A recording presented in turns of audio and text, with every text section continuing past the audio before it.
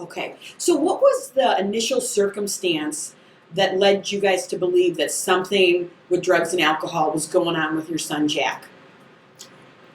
Well, we're not sure. Our son was about 15. He was a freshman in high school.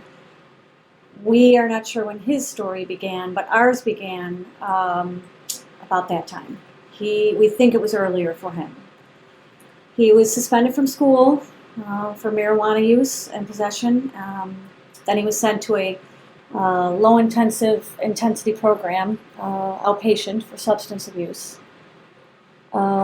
We thought at first it was normal teenage experimentation, that he was just trying it out, maybe seeing how it felt like every other kid at his age. We wrote it off to normal behavior. We were really happy when we thought we got it early. We thought we had it, and that we did the parent things, we controlled it, we took care of it. It didn't really go that way. From there, we had conversations with him where he swore that it wouldn't go any farther, that he was only using marijuana and he would never go any farther. We'd be crazy to think he would do differently. But we thought we nipped it in the bud. But for about 2 years, we went through a lot of family tension. We went through a lot of lying and stealing. And we spied on him. We did all the parental controls that we think we should do. We grounded him. We did everything we could, we thought, but then there were 2 more suspensions. He had a DUI on his way to school one morning with another student in the car they were using on their way to school. And so several outpatient programs later, he kept attending, but we knew in our hearts that his heart was not in it. He progressed to full heroin use from the marijuana over those 2 years and various things that occurred in our family. We found it in his room, hidden in his room. And so instead of going to his senior year of high school, our son attended an intensive outpatient program for 42 days at Rosecrans while other students went to their senior year of high school. So he did outpatient for 42 days, or he went residential? Residential. Okay, so Sorry, he was yes, inpatient. Inpatient. Mm-hmm. Okay. Yes. And what was that like, having gone from, okay, our kid's initially experimenting with pot to he's using heroin and now he's in rehab? What were your initial feelings when you realized, wow, we have a drug and alcohol problem and you need rehab? I would say that my initial feeling was horror. One night, our son had gone out and my wife said, Jack is not right. And so we went in and looked through his room and we found some foil with powder in it. And when we confronted him with it, he said that it was heroin. I'm definitely not an expert on drugs, but I did know that heroin was a bad thing. And so my initial reaction was horror. My other feelings were guilt. I asked myself, am I a bad parent? Did I do something to cause this? Did I miss something that I should have seen in my son that might have been able to head this off? Another feeling that I had was anger. As parents, we nurture and we protect our children. And the thought that he would hold his life so cheaply, that he would be willing to throw it away, made me angry. The fact that he would cheat and steal and lie to the people who loved him the most, that made me angry as well. I also felt frustration.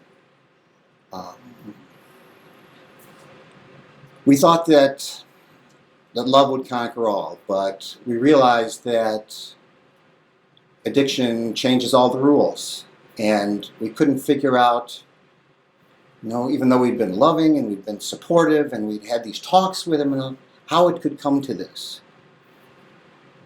And finally, I think I felt sadness. I felt sadness for the loss of my son, and I felt sadness for the loss of myself.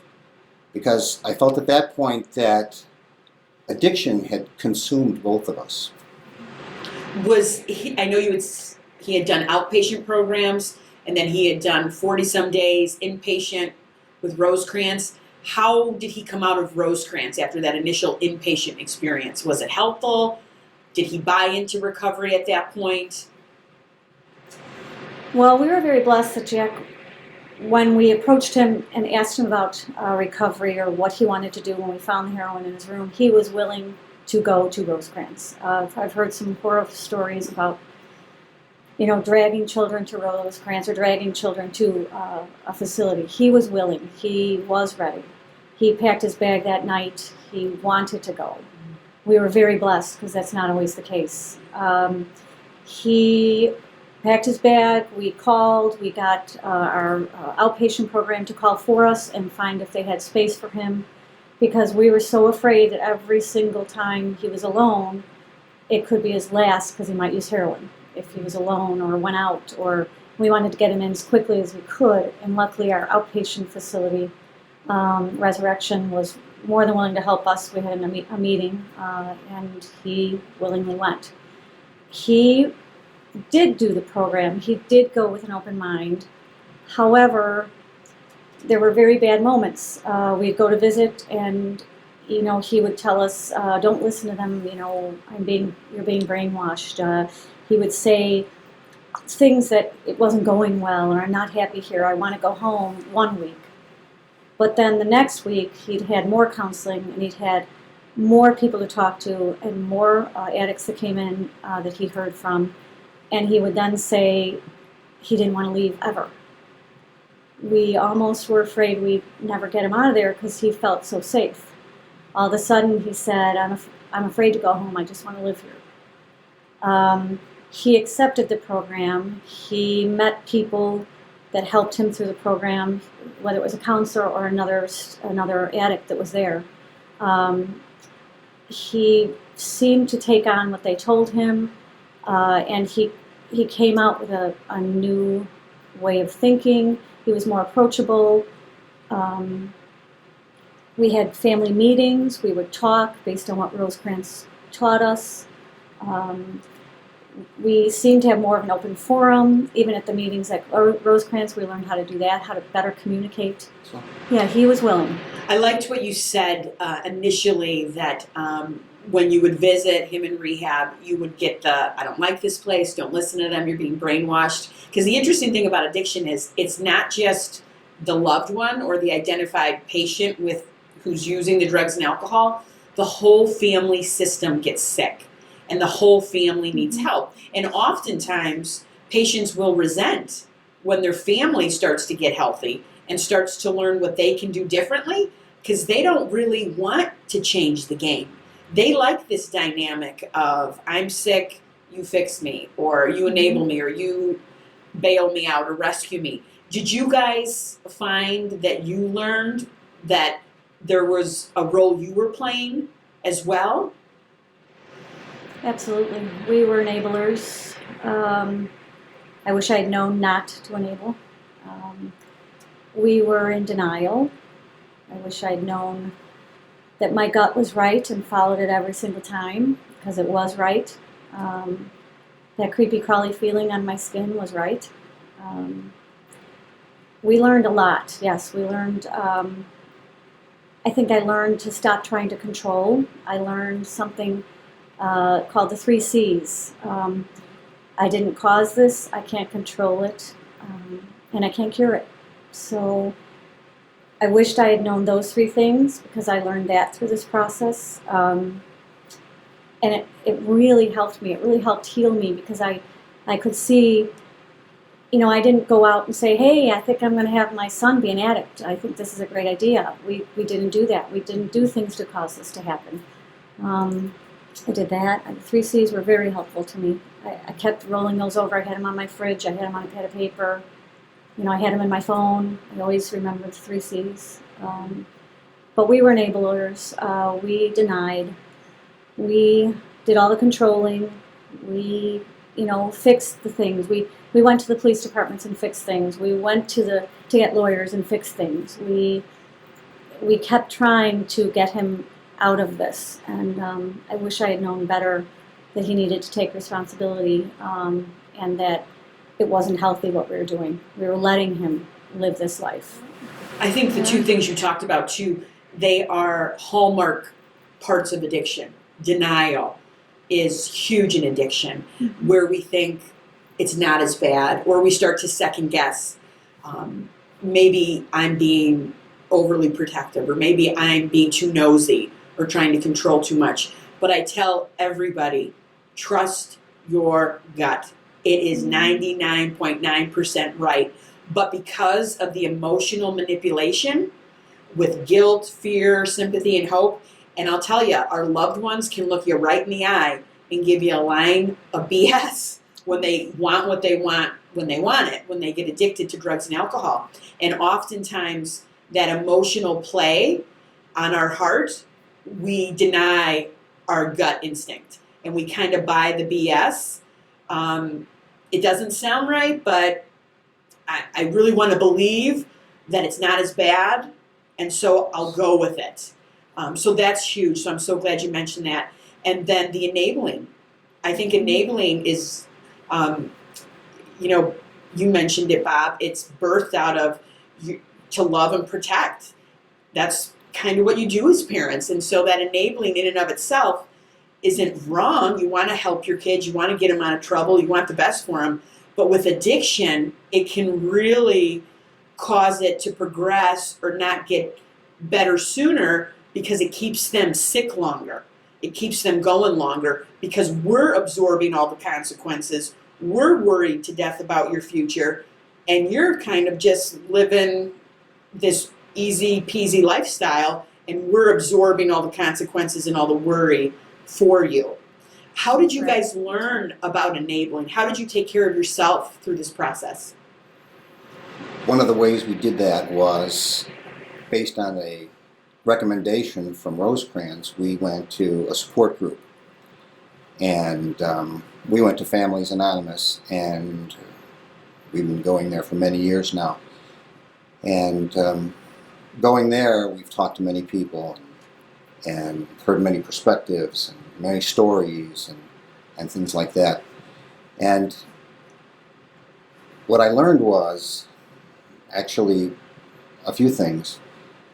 I learned that we're not alone in this. That and when I say we're not alone, I don't mean there are other addicts besides ours. That's obvious. What I mean is that there's nothing that you can say, nothing that's happened to you that hasn't happened to somebody else. We walk into these meetings and we're ashamed and we're afraid to say because we're sure nobody knows what we're going through. But if you sit through some of these meetings, you find out that you're not alone. That there are people out there who understand. And when you feel like you can't go on, there are people there who will lift you up. And they will say, lean on me, and we'll get through this together. And I think that's a very powerful thing that I learned. Mm-hmm. One question I have for couples, because you often see this, is one is the chief enabler, and one is a little bit more tough and ready to initiate consequences. Do you feel like as a married couple you were on the same page, or that you struggled with getting on the same page? Because that can be really tough. Like I said, one sometimes wants to cover, and maybe I'm not going to tell the other who wants to be a little more tough what's really going on. How did it impact your marriage, and were you on the same page? We were not. No. Not always. No, not always. I think I was more stuck on the control part. I think I thought that we could stop him. I thought that as parents, tell him to stop that. Tell him he can't go. Tell him he can't hang around with that person. I think I was stuck in the control part, where Bob saw the reality of not being able to control him and would ask me, what do you want me to do? Drag him by his hair, to the car when I would say he had to come with us, and he was, laying on the bed and wouldn't move to wherever we were going. it definitely had an impact on our lives as a family, in our marriage. He had what we used to call an MO. That's Jack's MO. He would play us against each other. He knew how to say, "What are you talking about?" as if we were crazy. We used to call it, finally we started to see a pattern that he kept playing Bob against myself, or that he would challenge us as if we were crazy. And we started to realize, wait a minute, this can't keep happening, that he can treat us this way. And we tried to come on the same page, slow but sure. I think we started realizing some things were the same pattern. And yeah, it can break us. It can break a couple. We've seen people break in our meetings. It's terrible what an addict can do to you. They're so smart, and we would always say, I only wish they'd apply this intelligence to their recovery instead of the next fix or where they're going or how they're going to get out. If only they could apply it to their recovery, we used to say. But we had many a time where, chasing Jack up the stairs and doors being slammed and walls being punched because we were putting down our foot or something. But when we finally started to come together and change our reactions to him in a more powerful manner because we came together, we were more successful, if that makes sense. Does that make sense? Yeah. I definitely think that we learned that being a united front was more powerful, and that it only took one family member, friend, to enable, and that would kind of tear apart, what we had tried to build in terms of letting him be accountable for what he was doing. And that's so important, because not every couple can get there, and you guys got there, because that is the very thing I tell people. United, you will stand. Divided, you will fall. And the addiction will wreak havoc, and it'll run over you every single time. But it's a learned experience. You learn that, hey, I think I'm getting played here. Or, like you said, the Oscar-winning performances of some of these, when people are caught in their addictions, of the lying, the manipulation, particularly with the emotions, the guilt, the fear, the hope, and sympathy. They can play us like a fiddle. And with time and experience, we start to learn something isn't right here. And you guys figured that out and got on the same page and became united, which is so important. And I often remind families, too, you have to remember you're not fighting your loved one. Your loved one is still intact somewhere in there. Yeah. The son that you raised, that you knew, that you loved, the personality. But once they cross the line over into addiction, I tell families, you are no longer fighting your son or your daughter or your wife or your husband. You are now fighting addiction. And addiction wants nothing more than to kill, steal, and destroy your loved one's life at any cost. Addiction, we talk about, has three things for you: jail, institutions, or death. And that's its end goal. And it'll steamroll you until one of those happen. And so I think families need to hear that. Like, it's not your loved one you're fighting, it's this addiction that you're fighting, and that you have to go toe-to-toe with again and again. And so many families, you almost start to think, maybe I am going crazy. Maybe it's me. Did you guys feel like during this period at all, you were going crazy? Absolutely. Yeah, the chaos is complete insanity. It's just a vicious circle. Yeah, it begins to control your life. You become captives in your own home, afraid to do anything, and everything in your life centers around that addiction, to the exclusion of everything and everybody else. And and you don't realize it at the time because you feel like they need that right now, and I'll get to the other things later. But it just never goes away. Our work, our daughter, everything suffered. Our home life, our family life. We were afraid to tell people for quite a long time. The shame of it all. You don't tell anybody. You don't tell your friends. You don't tell your neighbors. You don't tell work. So you live in this fake bubble. and I'm a very open person. My life is an open book, generally speaking. I talk about anything and everything, and this was horrible. I felt like I was hiding, and I'm just not like that. So that's a horrible place to be. A horrible place to be. What was the response when you finally decided to step out of the secret and let family or friends know? Were you received well, or was it still hard? Well, for us, family and friends, they were wonderful. Most everyone. Family for sure. Very supportive, writing letters to our son, calling us to see how he was doing. When he was in the inpatient, the letters would be of encouragement, and he has a whole book of letters that our family sent to him, which was wonderful. I think for me, I struggled at work. I work in my community, and there was a lot of judgment for me. I felt a lot of judgment because it's a place where students are, and that was very difficult for me. Some were so supportive, others were not. They were very judgmental and kind of wrote us off as doing something wrong, and that was very hard. It was very hard for me because we did nothing wrong. But, I think oftentimes too, sometimes the judgment comes from ignorance right. and people that haven't been there. Yes. Because it's really easy to stand in the shadows and judge what someone did or didn't do, but you hit it on the head, Colleen. There's nothing. You could do everything right and be the best parent out there, and still your child, in today's world, there's a lot of temptations out there. There's a lot of different things out there that can grab them, and it's no reflection of us. And I oftentimes tell families as much as I can, sometimes you're only as sick as your secrets, and once you expose that secret, you're probably going to find a lot more love and support than you thought, but there probably will be some judgment, and you kind of shake it off and move on. And I always have to say a prayer for those people, because nobody knows what tomorrow holds and what your family's going to face.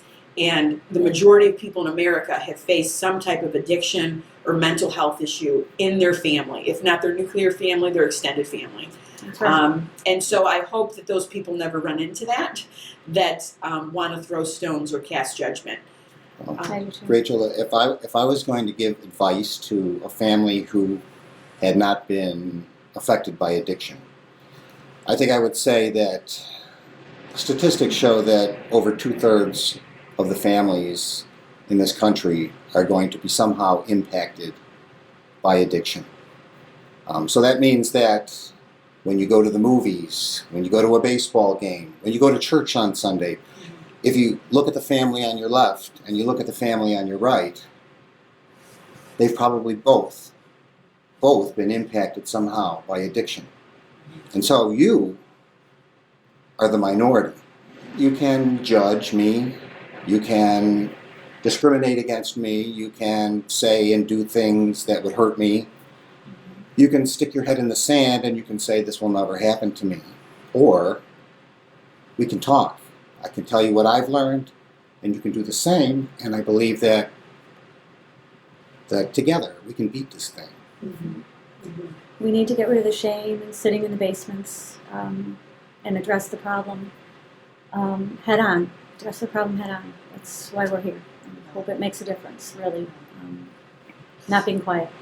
Which, and I think is so important too, as much as you guys, if you could take this all back and not have to have gone through this experience with Jack and your family, because who wants to go through pain? Who wants to go through chaos and hard times? But I also say, out of pain can come great purpose. And I would always challenge my clients, don't waste your pain. That was always a challenge I threw out at them. And you guys are living examples of, just by the fact that you're sitting here and being interviewed and willing to share your pain and pay it forward to the next couple that is at home right now, that just had the confrontation and is ready to pull their hair out and doesn't know what to do. If they can see this video and somehow know they're not alone, and that there's help out there, and that there's support out there, and that things can get better, and that hope and recovery are real possibilities, no matter what, no matter how bad it's gotten. And I've seen some things get pretty bad, multiple treatments, multiple overdoses. Anything is possible, and to never give up hope. And it's tough. It's tough when you're in the thick of it. And that's why I think support groups, counseling, all those things for yourself are so important. Yes. Do you wish you would have known, is there anything that you wish you would have known then that you know now? Yes. Yeah, I wish that back then I had a better understanding of the disease of addiction. I wish that I knew that the disease could hijack someone's mind, and that it could hold it for ransom and make it difficult or even impossible to make just rational decisions. Mm-hmm.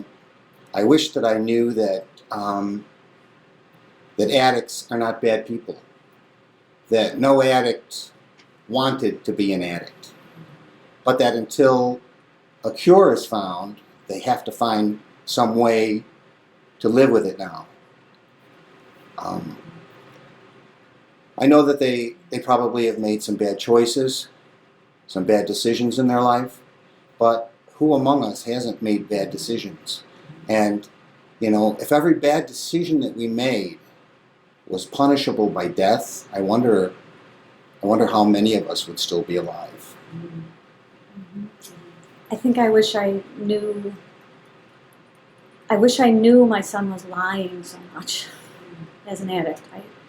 I believed for so long.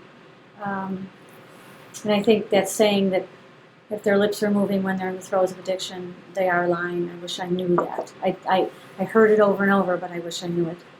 The enabling, I wish I knew. We needed to stop that much quicker. I wish I knew to listen to my gut much better than I did. I wish I knew there were support groups earlier. I wish I knew about my FAA family earlier. I don't know what I'd do without them. They're our family and friends now outside of a meeting. They're wonderful people. So I wish I had known I wasn't alone quicker than I did. And I wish I knew that as a parent, I can't fix it. I can't fix it. Just stop trying to make it better. It had to be my son. I wish I knew that it had to be my son. It was. We had to give him all the tools. We had to talk to him. We had to love him. We had to never give up hope. But I wish I knew that it really was in his hands. I couldn't fix it. I wanted his mom to just do this and make it better and follow him and make everyone bad go away. But that's not how it works. So I wish I knew those things. And that's a hard place to get to. Because again, as parents, when you see a child in the grip of something, you want to fix it.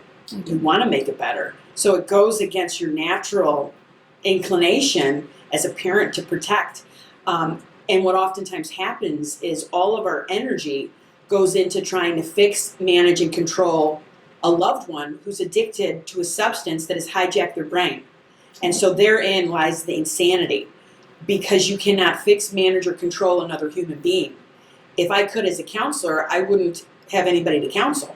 It'd be one session and we'd be done. And I'd wave my wand and you'd be done. But each individual has to come to that place where they say enough is enough, and I want more from my life, and I'm willing to work humbly, honestly, and be accountable. And everyone will get to that place through a little different avenue. So we wish we knew those going in, but it's oftentimes part of the journey that we get to, for sure. So many people come to our FA meetings, Rachel, and say, I think when they walk in that door, and that was Bob and I, okay, here I am, okay, I'm ready for the answers now. I'm at my FA meeting, and just give me the sheet, and what are the 10 things that I need to do? And as we've said all these years, if I could give you that sheet, those 10 things, our doors would have been closed, 5 years ago. I wouldn't need to be here. I wish I could give you those answers. Basically, all we can do is sit here and tell you what our experiences have been, and what may have worked for you, Rachel, didn't work for Bob, but it worked for me. So there is no sheet of 10 answers or or what worked for our addict, there's no 10 sheet of answers. It's going to be 20 different answers. There's 20 people in the room. So that's what makes this so difficult. And I think, right, we all want the quick fix, and it's just really difficult. I think one of the most helpful things that I try to give people is the serenity prayer. As simple as it is, God grant me the serenity to accept the things I cannot change. And what falls under that is your loved one. You cannot change another human being's behavior as much as we wanted to. That's right. The courage to change the things that we can, and the only things you can change are how you're going to think, feel, and respond to your loved one. And the wisdom to know the difference. And sometimes it's really hard, and you need wisdom to know the difference. That's right. But I often find there's great comfort in that, because I think it's human nature to start to control and manage other people. And it really kind of quickly reminds you that's exactly when you're going to lose your peace. When you're in that fixed, manage, and control. And that's the crazy making that happens with families and how they get sick. That's right. And I've noticed in our son's recovery, we've noticed for him that there are stages. He's become a different person. We knew he was in there. I think you mentioned, Rachel, he's in there somewhere. And we used to say that all the time about Jack. Mm-hmm. He's in there somewhere. If we could just find him, I know in my core he's in there. But he changed over time. It took a long time. His brain had to catch up to where he should be at his age. But he did become humble. He did become truthful. And it took us so long to trust. That's a whole nother subject. But he started telling us stories of what actually happened. And he did continue on his journey. But I see phases that come as the addiction starts to, as he starts to recover. I don't know. How is Jack doing now? After several failed attempts at recovery through outpatient programs, in fact, failed attempts at every outpatient program that he went through, he did go into Rosecrance, and when he came out, he began going to 12-step meetings. He got himself a sponsor, and he clung very tightly to the one clean friend that he had growing up, who stayed with him. Never gave up. He did graduate high school, thanks in part to a lot of great teachers and counselors that helped him through, and thanks to a lot of hard work that he put into it. And then he enrolled in college, and he actually stayed on a sober living floor of his dorm. It was something that DePaul was offering at the time that he applied for. So we were very happy about that. And unfortunately, that program is no longer available at DePaul, which is very unfortunate. I just wanted to mention that really quickly, because I think it is a wonderful opportunity for kids who want to be sober in any college. They had a whole floor, and he had to write a letter as to why he wanted to be on that floor. Mm-hmm. And it was a wonderful tool for him at the right time for him. Mm-hmm. And he made friends with people who wanted to eat well, live well, not go out drinking every night. It was a wonderful opportunity, but from what I understand, it's not run anymore. Well, and in college, he found kind of a new peer group. He found a group of people that he called straight edge. And they were I guess if I could describe them, they would be like a subculture of hardcore punk. And but they ascribed to a drug-free lifestyle. So for him, it allowed him to be cool and still be sober, which I think was very important from him. Mm-hmm. And at that time, he also found higher power, and I believe that gave him strength. And today, he's celebrating 2,065 days of sobriety. And if you're thinking about the calculation there, that's 5 years, 7 months, and 26 days, but who's counting? And all of those days have been a blessing, none of them taken for granted. Not one. He's, I give it all the credit to him. It was all him. I mean, we love and support him, but it was all him. He wanted it. And he listened and he learned. and we're very proud of him today. He's working, but every day is a blessing, right? That's wonderful. And again, it's just proof that as crazy as those early days were, and the chaos, and Bob, you mentioned feeling like a hostage in your own home, and the fists going through walls and the screaming. All of us, when we're in the throes of addiction, that's what goes on in our homes. We don't want to ever talk about it, but that's what addiction looks like behind closed doors. The chaos, the craziness, and to know that your son is now where he's at, but by the grace of God go any of us. And so that's just really encouraging that there is hope. If you're in the thick of it right now, there is hope. And that's so important, I think, for families to know. And also I want to mention with young adults, because it comes up a lot, particularly with adolescents and young adults, there's this rub of, I want you to be sober, but I haven't even turned 21 yet. Right. And it's tough. Yep. It's a tough sell for any of us, particularly in the world we live in today, where everyone's drinking, everyone's partying, everyone's having a good time. It's a tough rub. And so when you mentioned that DePaul had a floor, I wasn't going to mention this, but it's applicable now. Rosecrans is opening a brand new young adult facility, and we were very strategic in choosing the Lakeview neighborhood because it offers sober housing on top. That top floor will be sober housing, so that you can go to any school in the city and come home and have sober support. Because it's really tough to send young adults to a college campus and ask them to be sober. That's right. It's almost like an oxymoron on college campuses today to expect somebody with that level of temptation to not give into it. That's right. So that is opening in June. That'll be a brand new facility, and it'll run intensive outpatient and partial hospitalization with sober housing if you're in the program. And then once you've completed the program, you could do the sober housing. Because I do want to say, the majority of people, it's not just treatment. The most important thing is the discharge plan. Because if you go right back to life as you know it, the people, places, and things, guess what? If nothing changes, nothing changes. And rehab, wherever you went, just becomes 3-4 weeks of somewhere I stayed and learned a couple things. So it's really important that things have to change. And 3 big pieces of that are, you got to stay humble, you got to stay honest, and you got to stay accountable. And I tell families all the time, you can tell real quick by someone's attitude if they're in humility or if they're in pride. You can tell real quick because you're in tune to the BS, and you can trust your gut if they're being honest or not, and you'll know real quick if they want to be accountable, which ties into their attitude, if they're in recovery.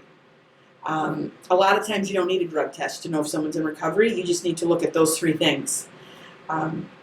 So I just wanted to offer that up because I know when you're in the throes of this, you are wondering, do I need a drug test or any of this? Oftentimes you don't. You just need to trust your gut and check their attitude and their accountability level. That's true. Yeah, and in our son's recovery, we would sit down regularly and talk. And we would talk about his recovery and our recovery and what we could do better and what he could do better. And if there were times when he didn't want to talk, then that was kind of a red flag to us that maybe something was wrong. And so I think that communication was really important. Right. And he had a tough crossover, and I give a lot of credit to the sober living at DePaul because he was a high school senior and he had to cross over into college. And as you just stated, Rachel, that's a very difficult time. And he had to find the cool factor somewhere. And that's tough. And I wish there were more opportunities, more places for kids to go. Downtown living for him was difficult. He found coffee shops and what have you, but generally speaking, the kids would go from coffee shops, to then they want to go to the bar, or they're slipping out somewhere else later on because they didn't want to stay at the coffee shop. It is difficult. I wish there were more venues to go.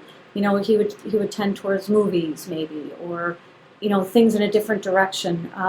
But then, you lose friends through college as well because they don't want to go to the movies and they don't want to go to the coffee shop. So And he did say, it's tough. that he found a lot of support, even in college, from other students who, did drink or whatever. He said they were always very supportive, but that didn't really mean that they wanted to hang out with you. Good for you, man. Pats on And the back. so he would but- find himself at a party or something with, a can of soda or something, sitting kind of off by himself. Mountain Dew, of course. Yeah. Is there any- Tell us that. Is there any advice you would offer a family right now that is going through this or in the thick of it? Having gone through all of this, there are a few things that I have learned that I would share. A couple of them we've already touched on. One, that you're not alone, and we've talked about that. The second thing that I would say that I learned is that all addicts are alike, but no two addicts are exactly alike. And so the road that they travel to get to their addiction and the road that they have to travel to come back can be very different. And as Colleen said before, something that works for one person gives them an aha moment, changes their life, may do nothing for somebody else. And so that's the complexity of this disease, that there's no one cure that works for everybody. And then I guess the third thing that I would say is that we, the families of addiction, can recover even if our loved ones choose not to, at least for the time being. It's not our first choice. I think that when I first started down this road, I believed that my son's recovery and my recovery were one and the same. I didn't think that I could recover until he recovered. And so I put all of the power, all of the control over my life in the hands of my son, whose own life was out of control. And I just would tell people that you can take back that control. I see it happen week in and week out. People who are broken learn to live and laugh and love again despite the things that are going on in their life. It's not the first choice, but there is a way to live. And I would say, in my case, just to try to give up the shame. Try to give up, that's the right words, I think, give up the shame. Don't live in it. Don't, hide anymore. Try to understand and give yourself a break. We are not perfect. There is not the manual that tells us exactly how to raise our children. We do everything we can, and you have done nothing wrong. These are choices being made that shouldn't be made, but we can't control it. They're not with us 24/7, and you just can't make them do what you want them to do. And I think, give yourself a break and give up the shame, I think.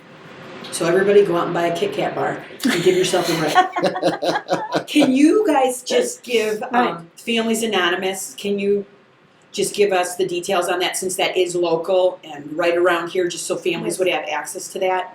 Well, we meet Monday nights at Palos Community Hospital at 7 o'clock, from 7 till 8:30. And if you come in the main entrance, you can ask at the desk and they'll direct you to the room that we're in. We actually just changed rooms, so they're very good about directing people to the room. And in any given week, we could have 20 to 30 people in the meeting. So, we've had people at the meeting who have, been afraid to come in and stalled. And when they finally came in, they were glad they did. So We had one lady who sat in her car for 2 weeks in a row. She was so sweet. She was afraid to come in, and really, the ages vary, the people vary, the age of the addicted loved one varies. But when Bob and I started 5.5 years ago and walked into that room and we were scared to death, we met wonderful people then, and the meeting was only 8 strong at that point. And now, 3 meetings ago, we had 35. I think I wish we could close our doors and solve all our problems and be done, just like I know you do, Rachel, but so far all we can do is support. Right now we support the loved ones, and Bob and I continue to go. We've been asked repeatedly, why are you still there? You know, why do you keep going? Your son's been clean for 5.5 years. Because we want to offer the message of hope. That's why we go. We want to have those doors and open the door and someone that's in the throes of it like we were, and so sad and broken, that we do have something to offer, and that you can get through this and you can get better, like Bob said, aside from your addict. We do laugh in our room. We do have social nights outside of our very serious meetings. We are a step-run program. We do go through the steps as well on a regular basis. And there's always something to learn. Even 5.5 years later, I am still writing things down that someone says, oh, wow, there's just always something to learn. So it's changed our lives in a very negative way that we live that horror, but it's changed our lives in so many more positive ways.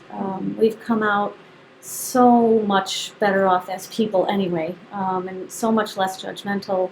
We've learned to be just kinder and wiser, and we offer help to anyone who wants to come to the meeting. Yep. And I think maybe I would just add another one of the reasons that we continue to go is, even though some of the meetings are difficult to listen, to sit and listen to some of these stories, as I have already said to my son, we need to remember how we got here. Yes.